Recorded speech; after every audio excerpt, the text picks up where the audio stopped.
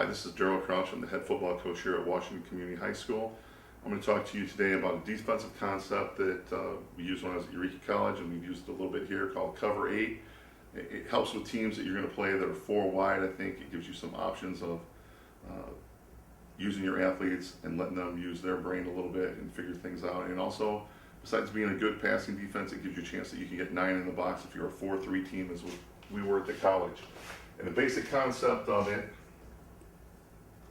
and I'll start out with just a 2-back team to make it simple. We leveled our guys off at 8 yards.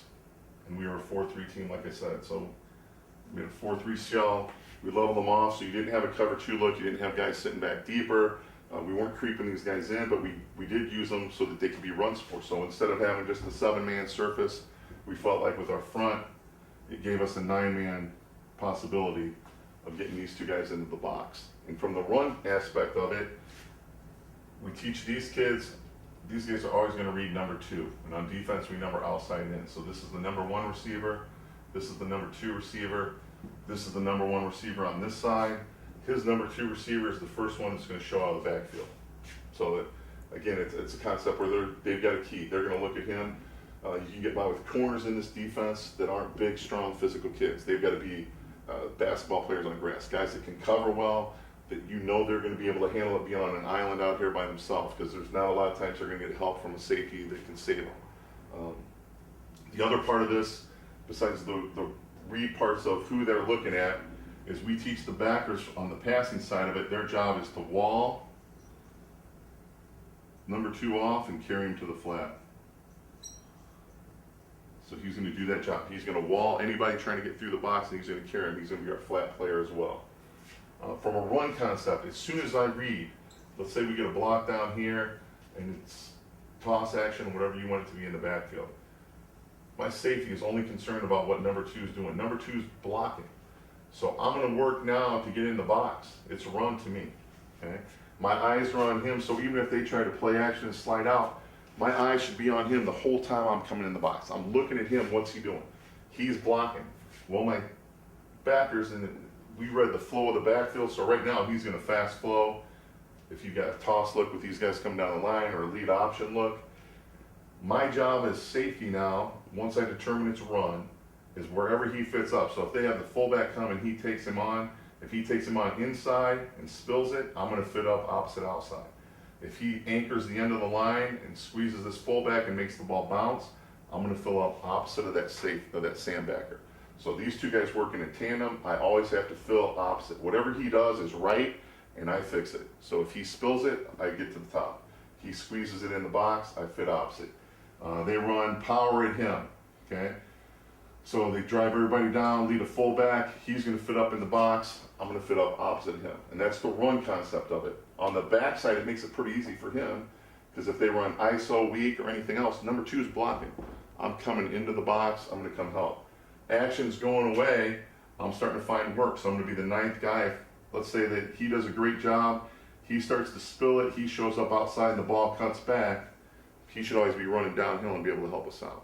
So we're trying to get 9 guys in the box if we play a 2-back team that's going to run the ball. So you can use it not strictly against 4 wides. And what I liked a lot was once we got to the 4 wide teams, we didn't have to play quarters coverage and just bail to the moon and give everything up to them. We lined up the exact same way.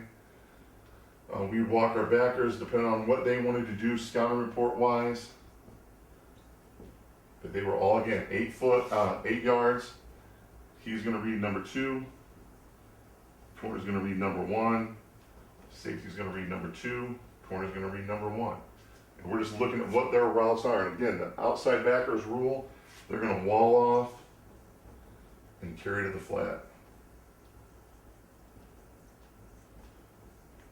So he's always going to be trying to get hands on. He's not going to let this guy just have a vertical release. You know, if you're a team that wants to try to get us out of the box, we probably won't walk them as far away, and we played a little bit different concept against those teams. But if we felt like you're a team that's going to come out and you're just going to wing it all over, these guys are going to have to help us, and we're going to have to be tough enough too.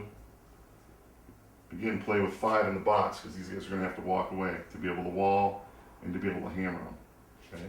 So you had to be tough enough to stop run, draw, quarterback ISO, quarterback power in the box, or else you had to slide and you had to get out of this coverage if you couldn't man up in the box. And we were fortunate most of the time we could do that. Again, I'm reading number 2. So here I am as a safety. He starts to go vertical. He's going to try to get hands on him, and then he's going to release him. He's not going to run with him. He's going to release him, and he's going to work to the flat eventually. If number 2 keeps coming vertical and number 1 keeps coming vertical at 8 yards, where they started their flat foot read, I'm going to lock down. It's going to become zero coverage basically across that whole shell. And you know, if we're going to get into a contest that way, a lot of times too, we're going to try to get that 5th, 6th, or 7th guy. Bring the house once in a while so that they can't have all day to throw the ball. So, perfect world, both go vertical, we take them both. At 8 yards, whatever happens, if they try to cross at 8 yards, we switch. If they cross right away underneath, under that 8 yards, we're going to switch guys. So you had to work these guys. You could take them in tandems, groups of 3 working against 2, so you could practice that concept on the field on 2 different places and get a lot of reps. Instead of 1 ball, you'd have 2 balls coming out and have both sides of your defense working in a drill that would get you better at this. Let's say that number 2 just erases. And when I say erases, he runs through the box. He's trying to get through. Well, his first rule is he should be hammering him and not letting him get into the box. I don't have a number 2 anymore. Okay, so that lets this player become a robber. I can rob number 1. If I have a team that likes to sneak this guy back into the middle of the field, you can coach your kid up. If number 2 disappears, that week we're going to look to rob on the backside. We're going to cross key right away. Number 2 erases. I'm going to look and find out what's the number 2 and 1 doing on the other side. Can I slide and help? But he becomes a free player for us. He can double on number 1 unless he just runs a go. Then we'll leave him on an island. And he's just going to set and be free and read the quarterback's eyes and play ball then. If this kid's running speed out, he's trying to wall him off again, and then he's going to carry him as he goes to the flat. I lost my number 2, now I become a free player again. The thing that's tough is if you had this kid run a wheel and this guy went vertical, you had to come a long ways to try to help anybody out. And that was probably one of the limiting things that you would have to battle that way. But that's kind of that base concept of we're going to read number 2, we're going to read number 1, we're going to flat foot read that first part, and as they break my cushion, then I'm going to get into my back pedal as they start to break my cushion. But it gave us a way that you could play 4 vertical threats without having to worry about getting caught with a cover 3. You got 4 verticals and you got 3 deep defenders. It gave us a chance to have 4 deep defenders. It gave us a chance to have 1 or 2 robbers possibly on a play. If we did get into a problem where they were running a lot, you know, one of the weak spots in this defense is that flat. You can start picking on us because it's a long way for this kid to come. And also, if we wanted to keep these guys closer to the box and be able to use them against a team that was going to try to run, we played a coverage that went with this called clue. 8 and clue were the 2 coverages that went hand in hand. Clue is basically rhymes with 2. It's easy for our kids to remember. It's kind of a 2 concept. These guys now are going to get cover 2 drops. It lets them play tighter to the box because they just got a drop over number 2 here at 10 yards. It lets these guys then change their rule. And their rule became read number 2. Our corner's going to look at number 2. Our safety's going to look at number 2. So if you wanted to run speed outs, it gave him a chance to jump that. If he went vertical, then it became like a true cover 2, and he had to be able to reach number 2 over the top. By playing clue, it let us keep these guys close to the edge of the box. We could bring them out at 8 as well and just give up that flat, that short zone. But it gave you some other options instead of just either playing man or playing cover 2 or playing 0 coverage all the way across, which it definitely could turn into 0, but it can also turn into a robber coverage. It evolved and it gave you some options that weren't just set in stone. Coaching point, I would say both these kids have to be sharp kids. You have to find a kid that's very coachable.